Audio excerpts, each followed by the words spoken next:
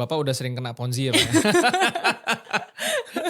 Pak Billy, deg-degan saya bacanya nih Pak nih. Low risk, high return sama dengan Ponzi. Oke. Cerita dong Pak, cerita gimana Ponzi-nya gimana? Pengen tahu nih kita ya kan. Teman-teman jawab dulu. Ponzi itu apa? Dan yang kedua, apakah network marketing atau multi level marketing sama dengan Ponzi? Itu jawab dulu deh. Saya mau tes. Sejauh mana definisinya, pahamnya? Jangan-jangan kita punya definisi yang berbeda nih. Banyak orang yang masuk ke dunia scam ataupun Ponzi, ya kan, ketika mereka belum sampai di titik scammingnya, artinya kan di awal-awal kan bisa dipancing dulu tuh. Tapi mereka sudah menggunakan terminologi investasi, yaitu apa? Oh ini high risk, high return. Dan ketika Oke. hilang duitnya, ingat kalau investasi yang benar, volatilitasnya itu real. Uangnya nggak dibawa kabur. Tapi kalau uang kita hilang karena dibawa kabur, itu bukan high risk namanya. Itu bodoh berarti gitu loh. Karena dia nggak berpikir kritis di awal untuk mengukur ini investasi ini kenapa dia bisa high return ya? Kenapa dia sebutnya high return ya? Kenapa dia sebutnya low risk high return ya? Itu dulu. Apa itu Ponzi? Ponzi itu sebenarnya suatu skema piramida yang kalau dia berhenti bertumbuh ke bawah, artinya nggak ada rekrutmen baru lagi, maka dia nggak akan bisa cash flow buat ngasih